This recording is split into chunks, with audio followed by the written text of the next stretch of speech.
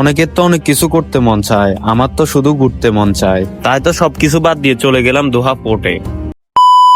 যেহেতু এখন রোজার মাস, তাই তো ভাবতেছি তাড়াতাড়ি গিয়ে আবার ইফতারের আগে চলে আসতে হবে। মেট্রো রেলে আসার পরে আরেকটা ফ্রেন্ডের জন্য ওয়েট করতেছি, অবশেষে সেও চলে আসলো। আসার পরে আর দেরি না করে আমরা মেট্রোতে উঠে গেলাম। মেট্রোতে উঠার পরে দেখতেছি তেমন লোকজন নেই। পরে বসার জন্য সুন্দর একটা সিটও পেয়ে গেলাম। সিটে বসে ভাবতেছি আমাদের বাংলাদেশের কি একটা অবস্থা মেট্রো রেলে, আর এখানেও লোকজনে নেই, পুরা নির্জম অবস্থা। এই কথা ভাবতে ভাবতে আমার ফ্রেন্ডও আমাকে বলতেছে, দেখ মেট্রো রেলটা কত ফাঁকা, আর আমাদের বাংলাদেশ হলে কি একটা অবস্থা থাকতো। তো যাই হোক, কাতারের সাথে তো আর বাংলাদেশের সাথে তুলনা করা যায় না। পরে মেট্রো রেলের সামনে দিয়ে দুইটা সিট দেখলাম। পরে আমার ফ্রেন্ডকে বলে আমরা দুজন সেখানে বসলাম আর একটু ফিল নিলাম। আমার ফ্রেন্ডে বলতেছে মেট্রোটা আমি চালাইতেছি দেখ। পরে অনেকটাই মজা করলাম সেখানে বসে বসে। মেট্রো থেকে নেমে আমাদের গাড়িও চলে আসলো।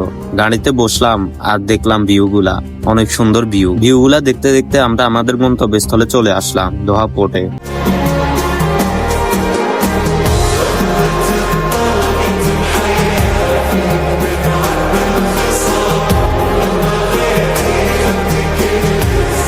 সোশ্যাল মিডিয়াতে দেখলাম এভাবে খাবার ধরে রাখলে ফাঁকিয়ায় খেয়ে চলে যায়, কিন্তু এই পাখিগুলোর নাম কি কেউ জেনে থাকলে কমেন্ট করে জানাবেন। তো অনেকক্ষণ ঘোরাফেরার পরে দেখি সবাই ইফতার করার জন্য এখানে চলে এসেছে। তো আমারও হুট করে মনে হয়ে গেল যে আমাদেরও তো ইফতার করার সময় হয়ে গেছে, তাই তো এখানে আর না থেকে বাসার উদ্দেশ্যে রওনা হয়ে গেলাম। তো সবাই ভালো থাকবেন, আল্লাহ হাফেজ।